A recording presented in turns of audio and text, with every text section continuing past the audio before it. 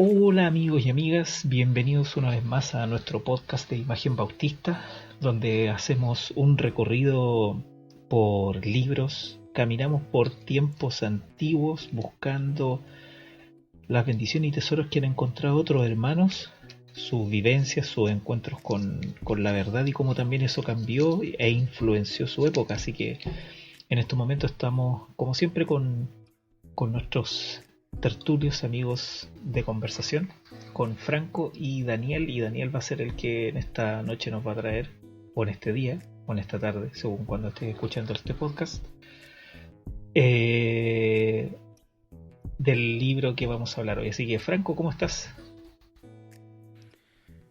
Bien, bien. Contento porque ya se acerca el momento de anunciar la sorpresa que hace tanto tiempo que venimos diciendo. Ya quizás algunos pensaban que estábamos puro vendiendo humo, pero no. Se acerca, así que bien contento y por supuesto porque vamos a poder disfrutar, conocer un nuevo libro, un nuevo contenido de un libro para la edificación de la iglesia. Así que bien, excelente. Y Daniel, ¿cómo has estado tú? Bien, gracias a Dios. Aquí ya pasando agosto casi. Oye, sí, bueno, ya terminó ya. Ya terminado, sí. Pero bien aquí, gracias a Dios. Tener la oportunidad de poder compartir una vez más juntos de este nuevo libro y una conversación con ustedes. Amena como siempre. Yes. Bien, en este caso es un libro que también viene de nuestros hermanos de Editorial Teología para Vivir, ¿cierto? Sí. Cuéntanos un poco del título y como una introducción del libro. Bueno, como decían, es de la editorial Teología para Vivir, editado por el hermano Jaime Caballero. Y un libro igual gordito, tiene 500 páginas más o menos. Uh-huh. Y el libro trae una introducción, bueno, el título de Grandes Líderes del siglo XVIII, una era de avivamiento, de J.C. Ryle, el anglicano. Uh-huh. Gran obispo. Gran obispo, el único obispo que me cae bien. Al único que le digo obispo. Obispo, y lo respeto como un gran obispo. No, máquina. Sí, bueno. No, igual hay otro cercano obispo y Packer, quizás anglicano, Uh-huh. amigos anglicanos bien piadosos. Sí.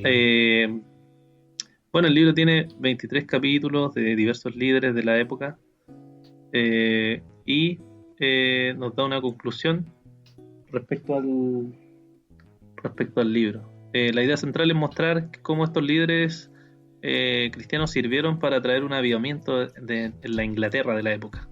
Como todos ellos fueron usados por Dios y finalmente trajeron este avivamiento, este despertar en la época en Inglaterra. O sea, para ser precisos, es un libro que Ryle escribe haciendo una recopilación histórica de otros hermanos anteriores a él. Sí, correcto. Es un libro que él escribe para recopilar información de diversos líderes que fueron usados por Dios para traer un despertar o avivamiento en la época. Perfecto. Ok, ya.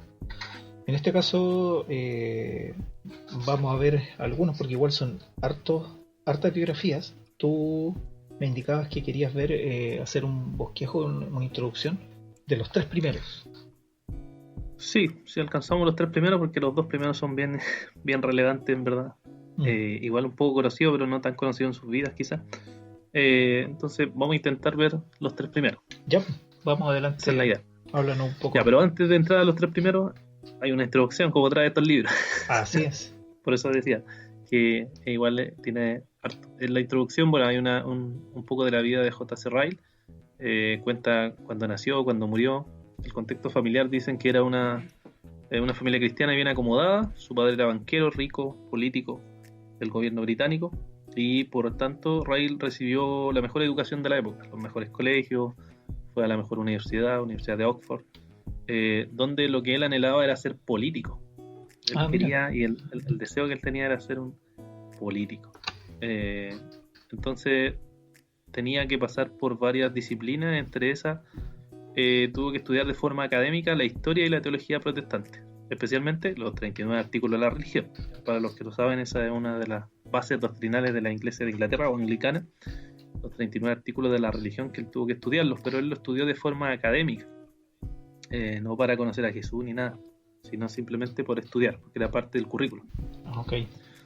Entonces ahí conoció a un amigo que mientras él estudiaba eso le dijo que pensara acerca de su salvación, y ahí fue cuando él empezó a pensar respecto a qué significaba realmente ser salvo. Entonces estaba en la universidad, estaba estudiando académicamente, su anhelo era ser político, y entonces un domingo dicen que visita una iglesia, una capilla que le llaman, y escucha un sermón basado en Efesios capítulo 2, versos 8 y 9, ¿cierto? El famoso versículo que yo creo que mi auditorio igual conoce, no conocemos nosotros, ¿cierto? Que es la salvación solamente por la gracia, etc. Y escuchando ese sermón, él se convierte. Y aquí le describo lo que él mismo dice en su biografía respecto a este impacto, o lo que él vio en ese momento, o escuchó en ese momento y experimentó en la salvación. Dice, cito: nada me parecía más claro, con colores más vívidos, que mi propia pecaminosidad, la hermosura de Cristo, lo valioso de la Biblia y la absoluta e imperante necesidad de salir del mundo, de nacer de nuevo, y de la enorme y absurda tontería que es la doctrina de la regeneración bautismal. Y ahí estaba tirándole palo a lo que había igual un poco de enseñanza en la época. Todas estas cosas aparecieron como un rayo de manera repentina, como un rayo de sol en la oscuridad de aquel invierno de 1837, y desde entonces se ha quedado para siempre en mi mente. Hay mucha gente que le daría a esta experiencia una explicación racional de 1000 maneras. Mi propia experiencia es que no se puede dar ninguna explicación racional, sino solamente aquella que da la escritura. Esto es lo que llaman la escritura conversión o regeneración. Bueno, y después sigue describiendo un poco acerca de lo que él vivió, pero ahí él describe de lo que él enfrentó en ese momento, lo que experimentó, y a partir de ahí, ¿cierto? De los 21 años hacia adelante, él comenzó entonces a ser un cristiano. Y después, cuando él pasa esta experiencia, vuelve un poco a su familia, y su familia vive como una crisis financiera, lo cual impidió que él pudiera ser político. Entonces, estas dos experiencias, la conversión y a la vez esta crisis financiera de la familia que impidió que él fuera político, es lo que lo llevó a pensar y al final a determinar que la voluntad de Dios para su vida es que él fuera pastor. Y de ahí en adelante, entonces, él se empezó a congregar, ¿cierto? Llegó a una iglesia anglicana, y después de unos 5 años, porque a los 26 años dicen que fue ordenado en la iglesia anglicana, empezó entonces a desarrollar el ministerio pastoral. Y bueno, y pasó por varios lugares, porque igual una de las cosas que tiene la iglesia anglicana, creo que aquí en Chile igual funciona de la misma manera, es que tú te quedas como ciertos tiempos en cierta iglesia nomás y después vas rotando. Ok. ¿Ya? Eso lo digo, quizás no todos conocemos la realidad de la iglesia anglicana, o lo que nos escuchan, que son mayormente bautistas, no entendemos mucho eso, porque nuestro contexto de la iglesia son las que traen al pastor o les piden al pastor, ¿cierto? Dependiendo de la iglesia. Entonces él pasa en una iglesia, ahí es donde empieza a predicar, y una de las características que él hacía es que él predicaba de forma sencilla. Eso que parece muy simple para nosotros, predicar en forma sencilla, en el contexto era súper raro, que los sermones eran más académicos, todo el tema, y debido a eso empezó ya a tener ciertos problemas con algunos que lo escuchaban, porque consideraban que era de su popular. educación, grande educación que tenía, claro, cómo predicar de esa manera. Bueno, y ahí cuenta más o menos cómo se fue desarrollando por las distintas iglesias. Cuenta también que se casa con su esposa Matilda en 1845, tuvo una hija llamada Georgina Matilda, pero después muere su esposa 2 años después, debido a complicaciones al tener una hija. Los partos, como eran en la antigüedad, ¿cierto?, que costaban la vida en ocasión. Y después se vuelve a casar eran menos cuidadosos. Sí, no habían tantos implementos quizás como en la actualidad también. Era complicado. Después se vuelve a casar, tuvo 3 hijos más y duró 10 años, dicen, ese matrimonio. Bueno, eso más o menos así en términos muy, muy generales, pero ahí pueden encontrar más datos en el mismo contexto del libro, pero eso es lo que cuentan más o menos de su vida, cómo llegó él a ser pastor. Perfecto. Eso sería como la tengo una duda. introducción. Sí. Sí, dale, Franco. Ninguna duda. Explica también en la introducción, o no sé, más adelante, el por qué Ryle decide hacer este libro o esta compilación biográfica de autores protestantes. ¿O no hay como una explicación directa, digamos? Sí, sí, lo dice más adelante. Lo dice, Sí. creo, en el prefacio, en el Sí. capítulo 1. En el prefacio Él habla. Claro. Bueno. Ahí él explica por dice: qué. mi objetivo al redactar estos escritos era presentar al público de forma íntegra las vidas, las personalidades y la obra de los ministros principales por cuya agencia Dios se complació en revivir el cristianismo en Inglaterra hace 100 años. Así es, ahí explica. Bueno. Y él dice que en el prefacio habla también de que estos fueron escritos biográficos que se publicaron en una revista mensual que él hacía entre los años 1866 y 1867. Y él dice que él tuvo mucho cuidado, bueno, y eso se le cree por la formación, en verdad, harto, que tuvo mucho cuidado en no hacer ninguna declaración que no haya podido encontrar en alguna fuente histórica confiable. Era como bien investigado. Sí, él era como bien investigado. A pesar de que era popular, digamos, el escrito, él no era superficial para hacer escritos o afirmar cosas. Exacto. Bueno, incluso no sé si usted ha leído sermones de él, pero hasta los sermones se nota esa característica como bien estructurada de los sermones. Sí. Mucha influencia puritana también en los sermones de él. Absolutamente. ¿Cuánto sabían los pastores ahí en ese tiempo en Inglaterra? Pero, porque, o sea, me refiero, escribían revistas para la gente. Sí. Me acuerdo que Spurgeon también tenía esta práctica de escribir artículos, revistas para la gente en general, que pudieran leer. Y todo el tema. Sí, bueno, también habla de que la gente buscaba interiorizarse en qué opinaba también los ministros. Ahora, no sé hasta qué punto será, y bueno, también para qué hablar de la realidad de nuestro país también. Claro, sí, el contexto igual es muy diferente, ¿no? La Inglaterra de aquella época, quizás más lectora, la gente escribía más, los pastores eran más preparados. Habían cosas buenas y malas, igual como él después va a ir afirmando en los capítulos. Porque ya en el capítulo 1, por ejemplo, empieza a hablar del contexto. Y que la pregunta que él quiere responder es la siguiente. Él dice, quiere entender por qué Inglaterra fue transformada. Por ahí va. ¿Por qué Inglaterra fue transformada? ¿Qué es lo que transformó a Inglaterra? Y quiere ver quiénes fueron usados para transformar a Inglaterra. Al final va a ir mostrando cómo la predicación del Evangelio al fondo impactó de tal forma a Inglaterra que se transformó completamente. Entonces lo primero que hace en el capítulo 1 es como ponernos en el contexto religioso, moral, político y económico de Inglaterra. Eso es muy, muy bueno, me gustó mucho la forma de que él puso eso primero. Entonces habla de la situación política. Él dice, y aquí les voy a dar algunas citas, dice: la corrupción, el empleo y la mala gestión de los altos cargos eran la norma y la pureza la excepción. Discapacidades civiles y religiosas todavía abundaban. Los barrios podridos florecían. El soborno entre todas las clases era abierto, descarado y abundante. Así era Inglaterra políticamente hace 100 años. O sea, corrupción política. Nos suena, ¿no? Nos suena. Después dice... No nos falta tanto. No nos falta tanto. No, y lo bueno es cuando yo leía esto igual decía, hay esperanza, hay esperanza. Hay esperanza, sí. Hay esperanza, el Evangelio puede transformar todo. De hecho, el término, a pesar, sin buscar adelantarme un poco, el término avivamiento tiene que ver con algo que estaba vivo y está por morir, y Dios lo revive. Todavía no estaba a punto de extinguirse, a punto de apagarse. Sí. Bueno, eso dice de lo político. Después habla de la situación moral. Aquí igual les cito, dice: la cristiandad parecía estar muerta, de modo que podrías haber dicho, ella está muerta. La moral era pisoteada por muy explotada que fueran los púlpitos. Había tinieblas en los lugares altos y tinieblas en los lugares bajos. Tinieblas en la corte, en el campamento militar, tinieblas en el parlamento, en los bares, tinieblas en el campo, en la ciudad, tinieblas en los ricos, entre los pobres, etc. Entonces era horrible, dice, toda la situación.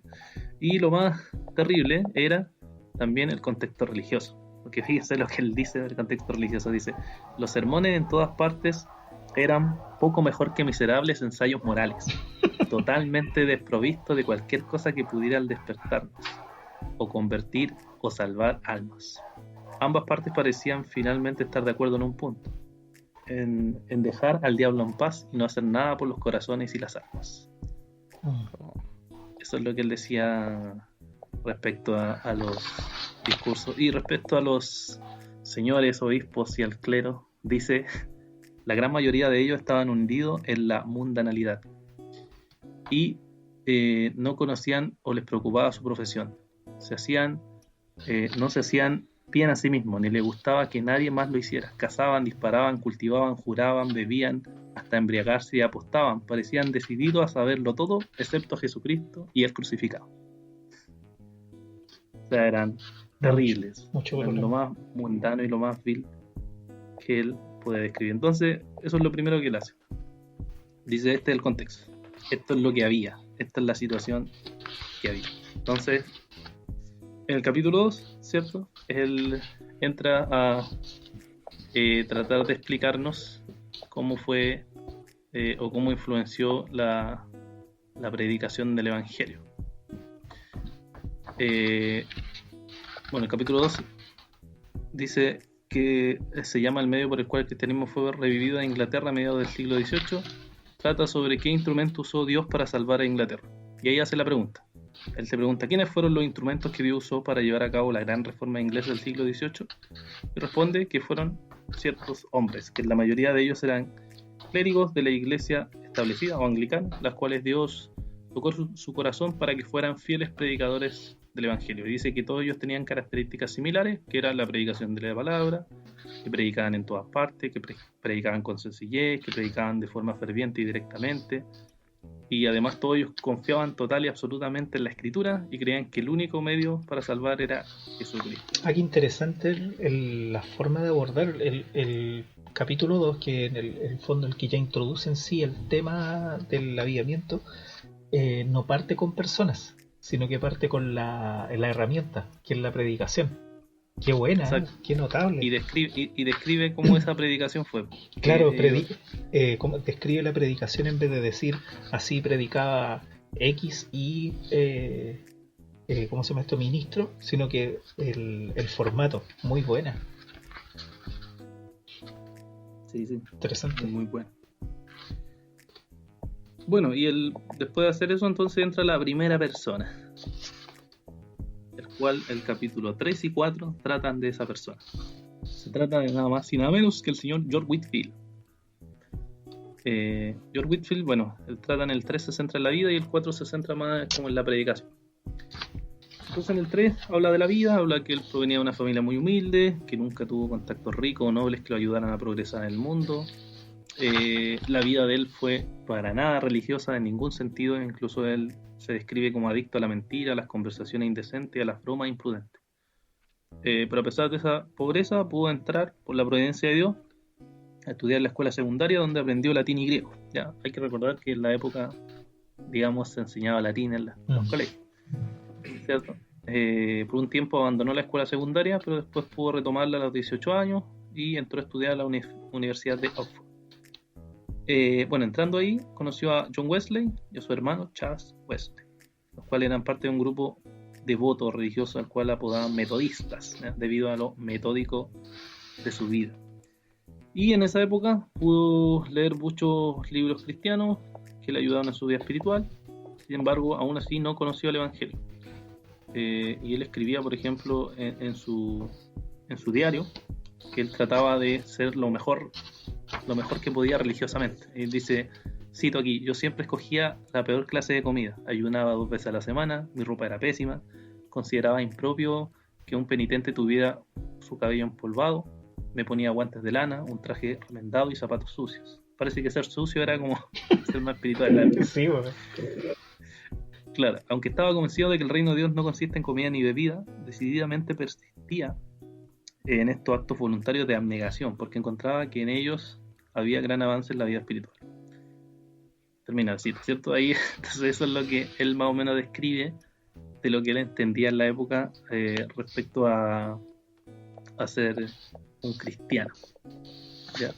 Y luego dice que por medio de varios libros piadosos, él llegó a ser salvo, leyendo varios libros y reflexionando sobre ello, llega a la salvación y a los 22 años se ordena al ministerio por un obispo que al parecer quería como que él se ordenara rápido en una ciudad de ahí, y después de eso él predicó su primer sermón casi inmediatamente.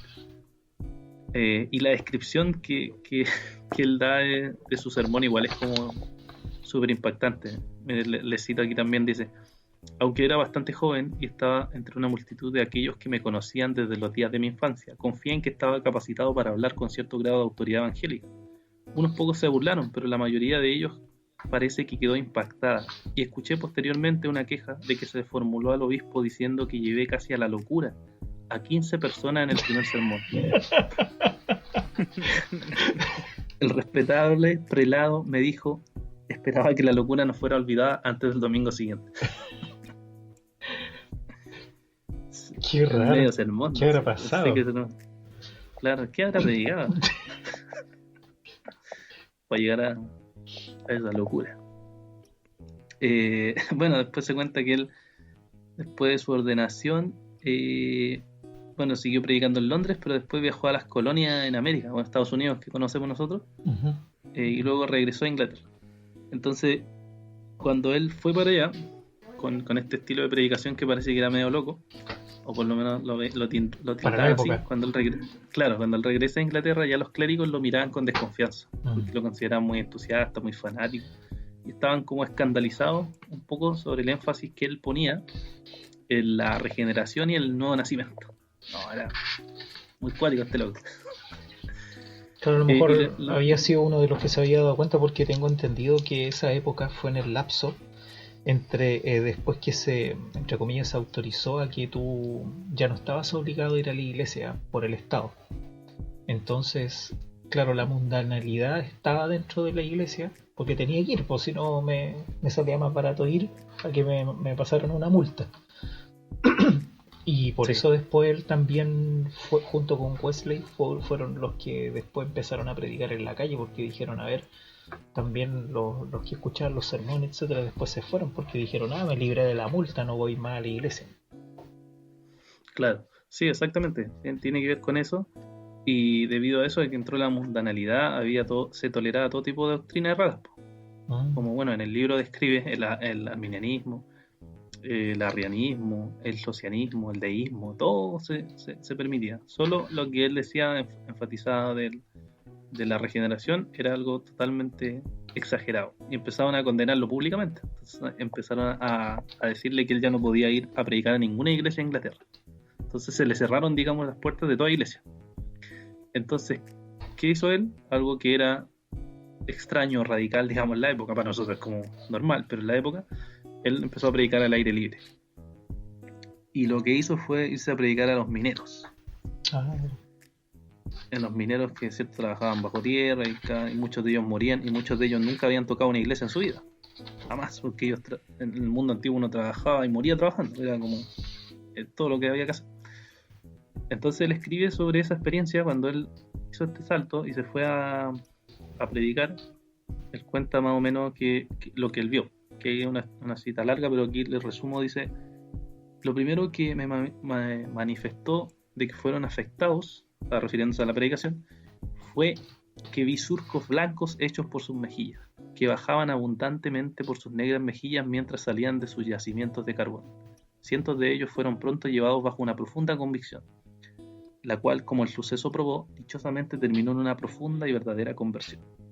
Bueno. Que eso me encontré increíble. O sea, hay que imaginarse trabajando en carbón, ¿cierto? Están todos negros sus caras. Entonces, cuando ellos escuchaban lo que significaba el evangelio, lo maravilloso que era el evangelio, ellos lloraban, y entonces él se daba cuenta que había impactado al sermón, porque se estaban sintiendo la convicción de pecado, estaban sintiendo la maldad y se sentían mal, se sentían pecadores que necesitaban a Cristo. Y esto era muy raro para la época, entonces se les vio como más entusiasta, más loco, predicando al aire libre que eso. Pero su popularidad creció por miles, mucha gente empezó a llegar, mucha gente empezó a donde él iba, porque empezó a moverse a muchos lados. Toda la gente iba a escucharlo. Llegó a ser muy popular, aunque le quitaron, digamos, la licencia para predicar en la época. Hay una cosa que sí, a mí me parece interesante, que él pudo haber dicho, se convirtieron con el tema de las lágrimas, pero él dice, fueron conmovidos, y después y después se evidenció su conversión en permanecer, me imagino. O sea, él no asumió la conversión por el llanto, sino que él vio que algo caló en sus corazones y que esa emoción o eso que ellos expresaron con lágrimas después se vio reflejado en su vida después, digamos. Que la confirmación de la conversión él la reconoce después al llanto. No sé, nosotros a veces también nos confundimos de algunas cosas y asumimos que la respuesta emotiva de inmediato es una señal de algo más de lo que realmente puede llegar a ser. Puede que sí, pero me llamó mucho la atención eso en la cita que leíste, que él vio después resultados y ahí confirmó. Dale, Carliño. Parece que tenemos que dar un pequeño aviso, ¿no? Sí, dale. No, por favor. Aprovecho sí. yo mismo que estaba hablando. Sí, por favor. Sí. Por fin, como decía al principio, por fin. Vamos a contarles la sorpresa que tenemos. Y es que vamos a sortear unos libros. Unos libros de iba a decir John Fuller, cacha. Andrew Fuller. De Andrew Fuller.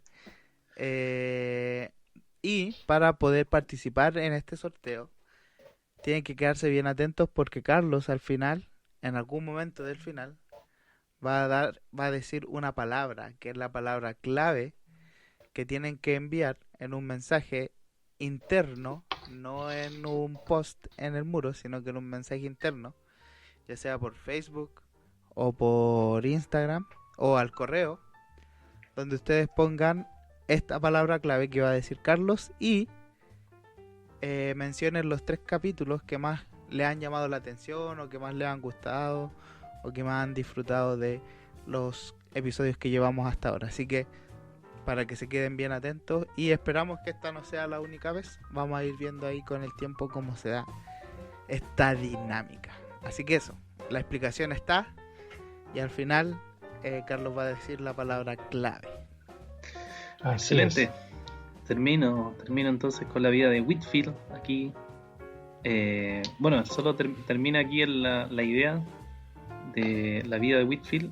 Wright dice que Whitfield amaba a la iglesia anglicana y él se gloriaba en los 39 artículos de la religión. Incluso usaba el libro de la oración común.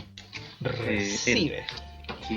Que no fue querido mucho por ello. Entonces él era realmente alguien que amaba a la iglesia anglicana, pero lamentaba la situación, la mundanalidad que había en la época. Yo creo que por eso también Ray lo ¿cómo se llama esto? Lo comparte, porque también fue una situación similar que él vivió. Sí, de hecho, yo leí el libro Santidad de Ray y hay muchas partes donde pega palo, o sea, no son referencias, ¿cómo se dice? Solapadas, sino que son abiertas. Entonces, bien explícita. Muchas gracias por el apoyo de la palabra. Tan lindo que es el idioma español y una vez se lo ocupa tan mal. Es maravilloso. Qué maravilloso. Así es. Sí, entonces durante 31 años mantuvo esta misma labor de predicar el evangelio al aire libre. Se cree que en sus 34 años de ministerio predicó públicamente 18.000 veces. Un poquito, ¿eh? Y muere el 29 de septiembre de 1770 a los 55 años. Y dicen que cuando el día de su muerte, el día de su muerte, según predicó 2 de Corintios 13:5, por espacio de casi 2 horas a una gran multitud. O sea, trabajó hasta morir. ¿El mismo día? Sí. Oh. Habría que averiguar de qué murió, ¿no? Sí, creo que dice algo, pero no me Porque acuerdo. ¿cómo vaya a estar así agonizando y predicando 2 horas?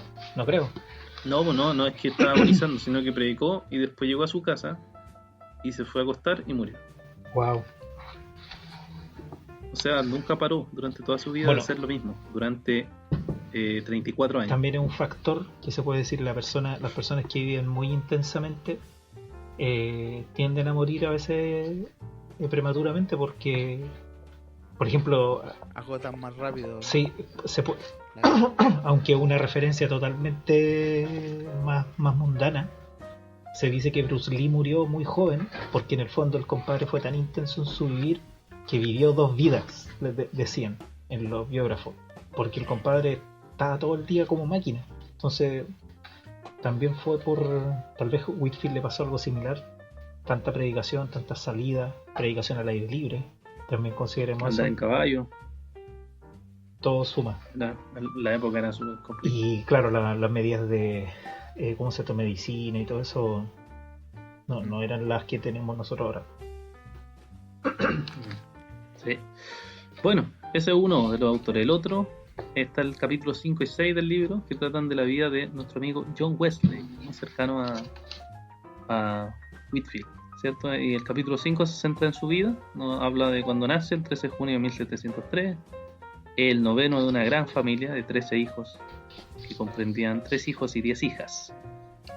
Bueno, su padre, aunque dicen que tenía un conocimiento teórico de muchas cosas, no era alguien que usó muy sabiamente su conocimiento, porque era alguien que se endeudaba mucho y terminó en prisión, dejando a los hijos casi en una situación de indigentes. Así que no era un hombre al parecer muy sabio. Al contrario, la esposa, Susana, que es famosa por criar a todos los hijos en su casa, y que su casa era una especie de escuela de formación. Se cita un poco más o menos cómo era el ejercicio que ella hacía constantemente. Aquí tengo una cita, dice: la forma de enseñar fue la siguiente: el día antes de que los niños comenzaran a aprender, la casa se ponía en orden, se asignaba el trabajo a cada uno y se daba un orden de que nadie debía entrar al dormitorio de 9 a 12 o de 2 a 5, ya que eran nuestras horas de clase.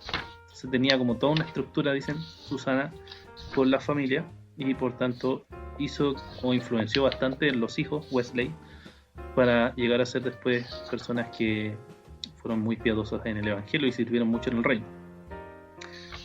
Bueno, debido a la larga ausencia del padre, ella cuentan que comenzó a hacer unas reuniones con su familia, pero después otras personas empezaron a llegar a la casa que leían libros piadosos, y esto pronto se hizo como una especie de reuniones gigantes, y se corrió un rumor negativo sobre eso, en contra del señor Wesley, porque como el esposo estaba haciendo eso, estaba llegando gente a la casa, y entonces tuvieron como una especie de debate para él tratando de convencerla de que dejara de hacer eso. Y entonces hay una cita también en el libro muy interesante, donde ella, después que le da todos sus argumentos que ella tenía para mantener eso, le dice, y aquí le cito: si tú después de todo crees que es apropiado disolver esta asamblea, no me digas que deseas que lo haga, porque esto no satisfará, ¿dónde está mal escrito aquí? Va a satisfacer mi conciencia. Pero envíame tu mandato positivo en términos tan completos y expresos que puedan absolverme de toda culpa y castigo por descuidar la oportunidad de hacer el bien, cuando tú y yo compadezcamos ante el gran y terrible tribunal de Cristo, de nuestro Señor Jesucristo.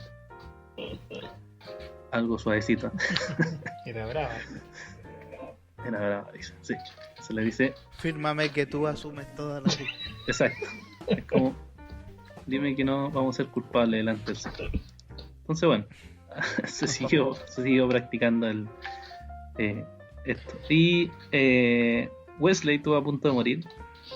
A los 6 años hubo un gran incendio en su casa, y él estaba arriba, creo, en un segundo piso, y si no hubiera sido por un vecino que dicen que se mete y lo saca, hubiera muerto quemado. Y dicen que se lo puso sobre los hombros el vecino y saltó para salvarle la vida antes que se cayera todo el techo y muriera quemado. Entonces ahí todos se pusieron de rodillas, cuentan, y agradecieron a Dios por la providencia de mantenerlos con vida. A los 11 años entró a la escuela pública en Londres, donde se destacaba ya como un niño audaz que aprendía hebreo de forma muy rápida. A los 17 años entra a la Universidad de Oxford, donde se destaca como alguien estudioso y notable por su conocimiento clásico. Y a los 22 años tenía que elegir una profesión que iba a hacer, y fue ese momento en que Dios usó para que él reflexionara sobre su alma, sobre Dios, sobre la religión en general. Y ahí es cuando él, debido a que está en como una decisión, en una crisis de su vida de tratar de saber qué va a hacer, es cuando él empieza como a estudiar teología y a leer libros piadosos que van a tener mucha influencia en su vida. Y en ese proceso cuenta el libro que él llega a ser ordenado como diácono por un obispo, y luego se hace un miembro es como de una alta sociedad de Oxford, creo de estudiosos. Y ahí se vuelve como una persona súper importante. Y ahí también está unido ya el club metodista de la época, donde se juntaban para estudiar el Nuevo Testamento en griego. Pero además de estudiar el Nuevo Testamento en griego, se dedicaban a hacer el bien al prójimo. Dice que tenían un pequeño grupito que iban a ayudar a los demás, ayudaban a los presos, iban a visitar a los presos, ayudaban a los pobres, enviaban a la escuela a los niños abandonados, ayudaban a los enfermos y necesitados, distribuían libros y Biblias, todo eso. Debido a eso, bueno, como les dije ya antes, eran considerados como fanáticos, metodistas, el Club Santo, que se burlaban de ellos, y toma esa fama el grupo este de Wesley. Y él en esa reflexión ya estaba como ordenado, tenía como una cierta autoridad en la iglesia, pero él no estaba seguro de ser salvo. Y cuando muere su papá, él empieza como a pensar sobre eso, sobre que si era realmente o no era realmente salvo, porque él sentía como temor a la muerte. Entonces él hace un viaje misionero a Estados Unidos, a Georgia, y en ese viaje conoce a varias personas, que le empiezan a preguntar si él como que estaba seguro de ser salvo. Y él empieza a cuestionarse eso, como yo soy un ministro que voy a predicar y no sé si soy salvo. Entonces cuando él regresa de Inglaterra, él reflexiona sobre eso y se da cuenta que en verdad no era salvo. Y él escribe en su diario el 1 de febrero de 1738 lo siguiente, cito, dice: hace casi 2 años y casi 4 meses que dejé mi país natal para enseñarle a los indios de Georgia la naturaleza del cristianismo. Pero, ¿qué he aprendido de mí mientras tanto? Aprendí lo que menos esperaba, que yo fui a América para convertir a otros, nunca me había convertido a Dios. No estoy loco cuando hablo de esta manera, sino que hablo las palabras de verdad y sobriedad. Si se dice que tengo fe, por muchas de estas cosas que he escuchado de miserables consoladores, respondo que también los demonios tienen una especie de fe, pero aún así son ajenos al pacto de la promesa. Entonces él reflexionó y dijo: yo que era tan religioso y era parte de este grupo, era una persona prestigiosa, en verdad no era salvo y me había engañado respecto a la salvación.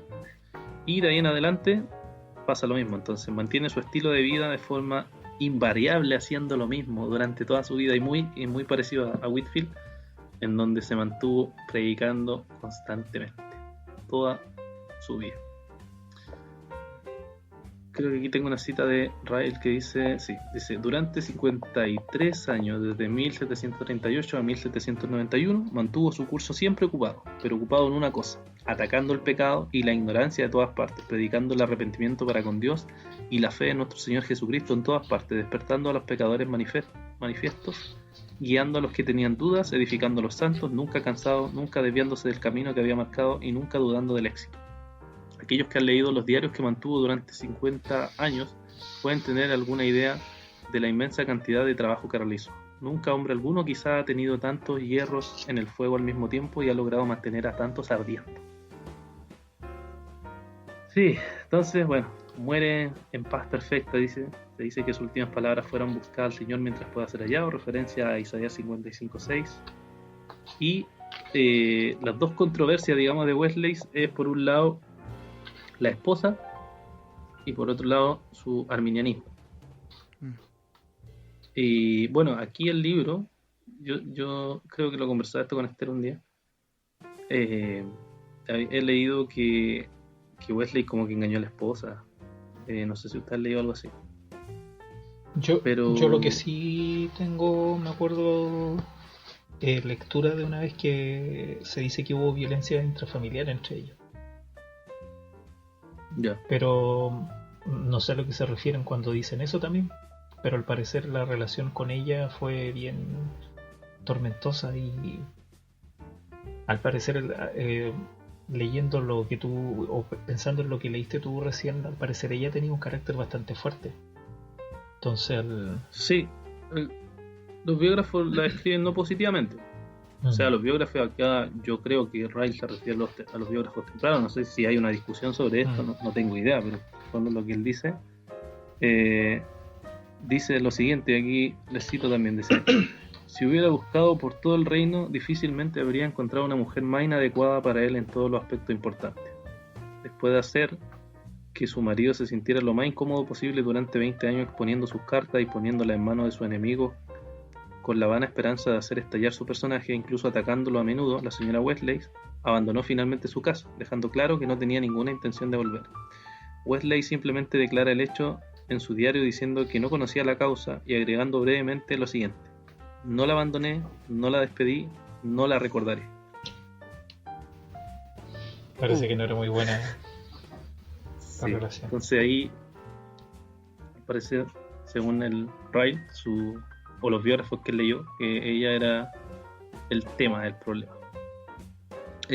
Bueno, y el otro tema es que Ryle dice que todos sabemos respecto al arminianismo de él, y ¿qué pudiéramos decir sobre eso? Y él escribe lo siguiente, dice: podemos pensar que predica un evangelio imperfecto aquel hombre que niega la elección, que considera que la justificación no es más que el perdón, que le dice a los creyentes en un sermón que puede alcanzar la perfección en esta vida y en otro sermón que pueden caer completamente fuera de la gracia.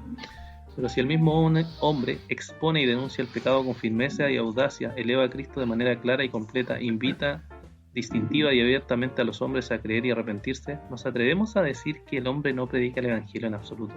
¿Nos atrevemos a decir que no hará ningún bien?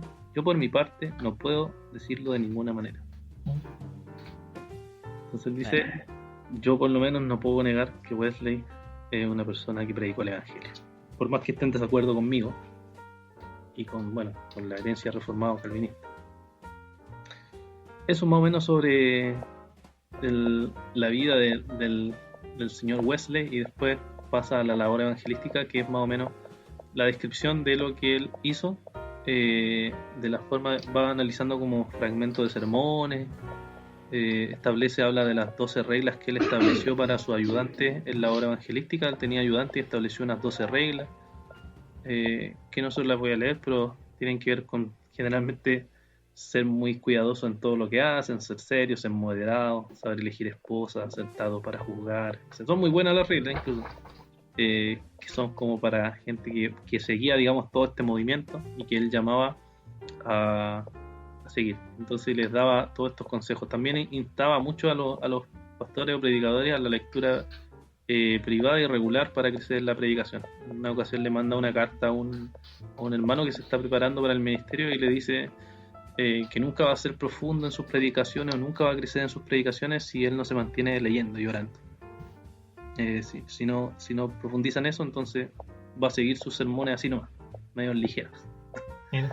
Entonces ahí le debo. Eso es más o menos la vida de nuestro amigo John Wesley. ¿Qué les parece? Muy buenos detalles. Interesante. Sí. Sí, buenos detalles. Muy buenos detalles. Me gustó Sí. todo lo que también en el sentido de tratar de mostrar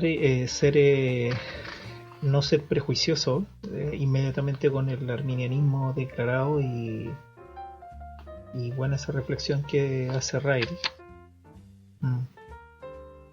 Me gustó mucho. Sí, muy interesante.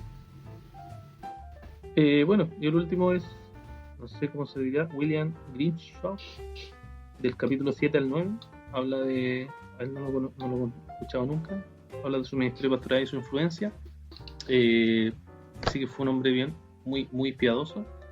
También alguien que fue poco conocido por su bajo perfil y también porque nunca vivió en Londres, sino que vivió en lugares como más provinciales, digámonos, lejos de la capital, y nunca escribió nada tampoco. Entonces él tuvo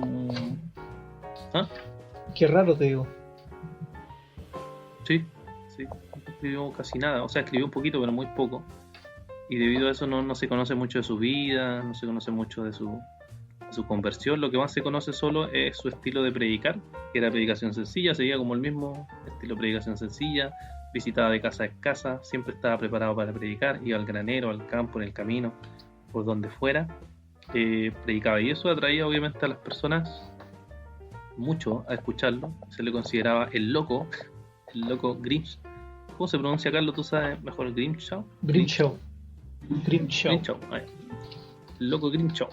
Él se le consideró el destructor de la paz pública. Tan viola no era entonces. Parece título de banda de death metal. Claro. Sí. Sí, lo más loco del loco Grimshaw fue que fue tanto su predicación poderosa que había un caballero, el reverendo George White, que hizo un llamado para detenerlo por medio de la violencia. Y fíjense aquí un extracto de él, lo que dice. Es una carta. Por la presente, se anuncia que si alguno de los hombres tiene la atención de enlistarse al servicio de su majestad bajo el comandado del reverendo George White, comandante y jefe de John Bannister, teniente general de la fuerza de su majestad para la defensa de la iglesia de Inglaterra, Ándale. y el soporte de las fábricas en alrededor de Colne, estando ambas ahora en peligro, vaya ahora a Drumhead en Cross, donde cada hombre tendrá una pinta de cerveza por adelantado y otros estímulos apropiados. ¿Tú sabes lo que es una pinta? No. Es una jarra, Pero, un jarrito. Sí, me imaginaba una jarrita. Sí, un jarro. Pero qué chistoso cuando le dije, ¿cómo? O sea, estimulaba esto para detener la predicación del loco. Para que llegaran bien preparados. Y obviamente se juntó una gran multitud. Y dicen que Todos querían cerveza. Claro, y dicen que al pobre William fue atacado varias veces por ladrones, por malhechores, con palos, piedras, golpeados por predicar el evangelio. Chora. Y aún así, siguió predicando, se cuenta él, por todo lugar, fuera. Y él afirmó que amaba la iglesia de Inglaterra también. Incluso aquí te tengo una frase que dice: no veo nada materialmente inapropiado en la liturgia o en la constitución de la iglesia, de modo que pueda perturbar mi conciencia o justificar mi separación. No, ¿a dónde iré a restablecer mi persona? Creo que la iglesia de Inglaterra es la más sana, pura y apostólica iglesia cristiana nacional en el mundo. Por tanto, puedo vivir en buena conciencia, como estoy determinado a hacer siempre que Dios quiera, y morir en ella. Será un anglicano de corazón. Y veía que la iglesia está súper mal, en verdad, pero él no le echaba la culpa a la iglesia, sino a la gente como el señor George White, que incentivaba a gente a detener la predicación del evangelio. Eso cuenta eso, y bueno, y lo interesante igual de él es que él hacía cosas raras según la época. Por ejemplo, una vez para ver si una persona era hospitalaria con él, un miembro de su iglesia que decía que era hospitalario se disfrazó de pobre. Yeah. Así como disfrazado para ver si mostraba misericordia con él. Entonces hacía cosas que parecían como extrañas para comprobar la piedad de las personas. Bueno, muere el 7 de abril de 1763 de una fiebre y termina la historia de este hermano. Es un detalle interesante. Bueno, esos son como 3 biografías de este libro. Hay muchas más, como dijimos, pero solo 3 podemos ver, si no estaríamos hasta muy tarde. Sí, bueno, no está de más que a lo mejor después en un futuro tomemos de nuevo el libro y leamos otras, pues, y compartamos también con los hermanos. Pero claro, uno de los objetivos del podcast también es provocar, en el buen sentido, a lo bueno, provocar a lo bueno, a la lectura, al profundizar, porque simplemente hicimos mejor tú lo hiciste, Daniel, un bosquejo, pero con bastante atractivo para que los que nos escuchen puedan sentirse atraídos al libro y lo puedan adquirir. Yo no sé, no me acuerdo si ya estaba disponible en Kindle, o sea, en digital, o todavía está solo físico. Buena pregunta. No me acuerdo yo tampoco. Bueno, pero lo pueden encontrar a través del Ministerio de Teología para Vivir, y echarle un vistazo igual a la sección de Amazon, claro.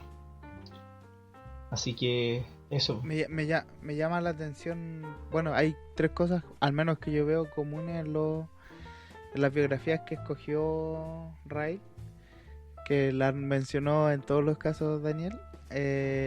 Predicación sencilla, predicación fuera de un templo. Todos tenían eso de predicar fuera de un templo. Y el amor por la iglesia, a pesar de incluso ser perseguidos por la misma. Interesante. Notable. que como decía Carlos, Ryle vivió lo mismo, un poco lo mismo.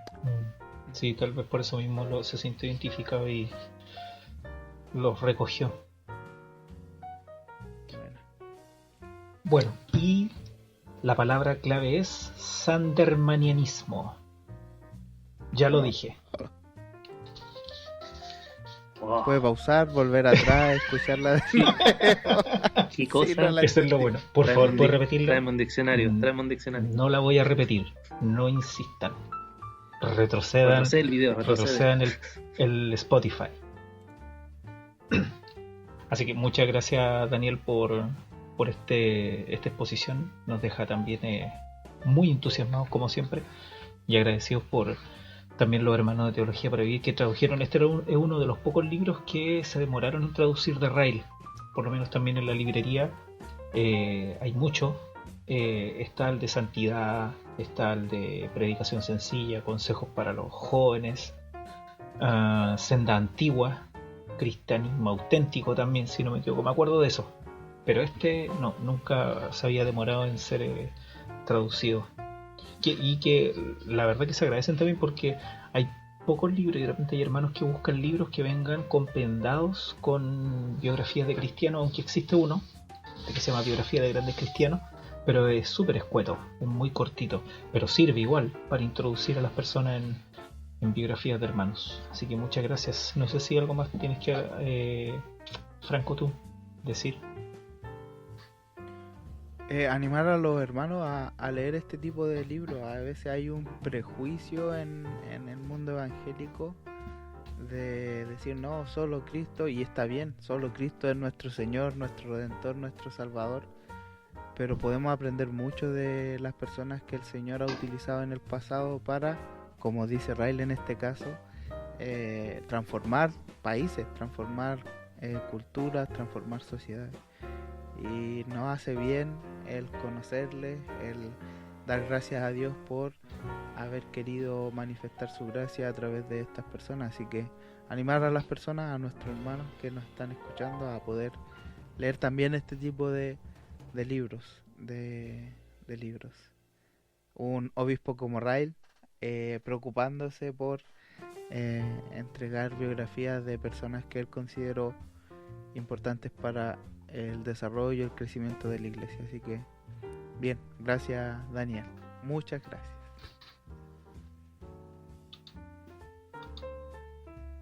Bueno, los dejamos invitados para que puedan participar en el concurso. Sigan escuchando los podcasts porque después en el futuro vamos a tener más sorpresas y vamos a seguir haciendo un concurso similar también con palabras escondidas por ahí. Así que los invitamos a que también puedan compartir y siempre estamos atentos a sus mensajes, y si necesitan un saludo, compartir algo, también lo podemos transmitir perfectamente por acá por nuestro podcast. Ya, chiquillos, que Dios les bendiga mucho.